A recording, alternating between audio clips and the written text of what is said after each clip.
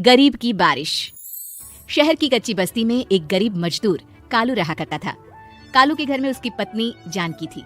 जानकी लोगों के घरों में झाड़ू पोछा करके कुछ पैसे कमा लेती थी और वहीं कालू किसी तरह मेहनत मजदूरी करके 2 वक्त की रोटी का जुगाड़ कर लेता था। कुछ दिनों से हो रही बारिश के कारण कालू की मजदूरी बंद हो गई थी। अरे जानकी, इस बार तो बरसात ने हद ही कर दी, रुकने का नाम ही नहीं ले रही। कुछ समझ में नहीं आ रहा, अगर इसी तरह काम पर नहीं गया तो 2 वक्त की रोटी का जुगाड़ कैसे होगा। अरे तुम चिंता क्यों करते हो, बारिश का क्या है, 1 आध दिन में रुक जाएगी और उसके बाद में फिर से काम शुरू हो जाएगा। अरे 3 दिन तो हो गए, बरसात तो रुक ही नहीं रही है और आगे भी रुकने के कोई आसार नहीं दिख रहे। तो क्या हुआ, तुम्हारा काम बंद हुआ है ना। मैं तो अभी भी लोगों के घर झाड़ू पोछा करने जाती ही हूँ। मेरे पगार से कुछ दिन तो निकल ही जाएंगे। अरे घर का खर्चा तो हम किसी तरह चला लेंगे जानकी, लेकिन ये जो छत टपक रही है इसका क्या करेंगे। ये बात तो आपकी सही है। हमारी झोपड़ी अब काफी पुरानी हो चुकी है और इसके छप्पर में भी कई सारे छेद हो गए हैं। रात भर पानी टपकता रहता है। अरे मैं भी इसी बात से बहुत परेशान रहता हूँ। कहीं किसी दिन ज्यादा बारिश आ गई तो हमारी झोपड़ी टूटकर बिखर ना जाए। राम राम राम, ऐसी अशुभ बातें क्यों करते हो। अरे ऐसा कुछ नहीं होने वाला, ये झोपड़ी ही तो हमारा सब कुछ है। अगर यही नहीं रही तो हम जाएंगे कहाँ।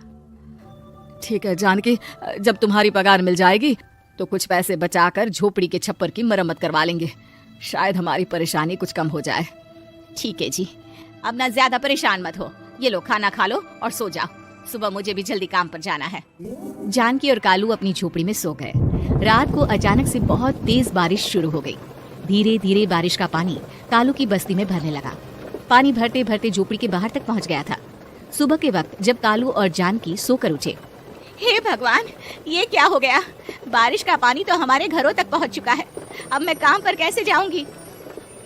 रहने दो जानकी, तुम आज काम पर मत जाओ। ऐसे पानी से निकल कर जाओगी और बीमार पड़ गई तो लेने के देने पड़ जाएंगे। लेकिन अगर नहीं गई तो मालकिन लोग नाराज हो जाएंगे। आप जानते हैं ना, बड़ी मुश्किल से 1 दिन की छुट्टी भी नहीं देती है। अरे लेकिन जानकी, झोपड़ी के बाहर तो पूरी बस्ती में पानी भरा है, तुम जाओगी कैसे। जानकी जैसे तैसे करके काम पर चली जाती है, लेकिन अगले दिन फिर से बहुत ज्यादा बारिश होती है और बस्ती में ज्यादा पानी भर जाता है। आज तो मैं तुम्हें किसी भी तरह काम पर नहीं जाने दूंगा। अरे अगर तुम्हें कुछ हो गया तो क्या होगा। ठीक है, तुम ठीक ही कहते हो, आज नहीं जाती। अगर मालकिन नाराज हो गई तो मना लूंगी किसी तरह। अरे मनाने वाली क्या बात है, जब तुम बताओगी कि हमारी झोपड़ी में पानी भर गया है तो वो खुद ही समझ जाएंगे ना। अगले 2 दिन तक तेज बारिश होने की वजह से जानकी, कालू और आसपास की बस्ती में रहने वाले सभी लोगों के घरों में पानी भर जाता है, जिसकी वजह से जानकी काम पर नहीं जा पाती। और 3 दिन के बाद जैसे ही जानकी काम पर पहुंचती है, कहाँ थी तुम? पिछले 3 दिनों से काम पर क्यों नहीं आई? मैम साहब क्या बताऊं, इतनी ज्यादा बारिश हो रही थी, हमारी पूरी बस्ती में पानी भर गया है और उससे भी ज्यादा तो मेरी झोपड़ी के अंदर पानी भर गया। आप ही बताइए कैसे आती मैं। इसका मतलब ये हुआ कि बारिश होगी तो तुम काम पर नहीं आओगी। ना ना, मेरे कहने का ये मतलब नहीं था मैम साहब। तुम जानती भी हो 3 दिन से कितनी परेशानी हो रही है मुझे।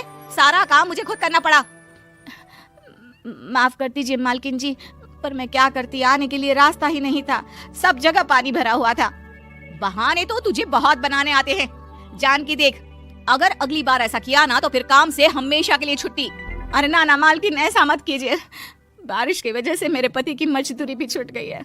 बड़ी मुश्किल से घर में 2 वक्त खाने की रोटी का जुगाड़ हो पाता है।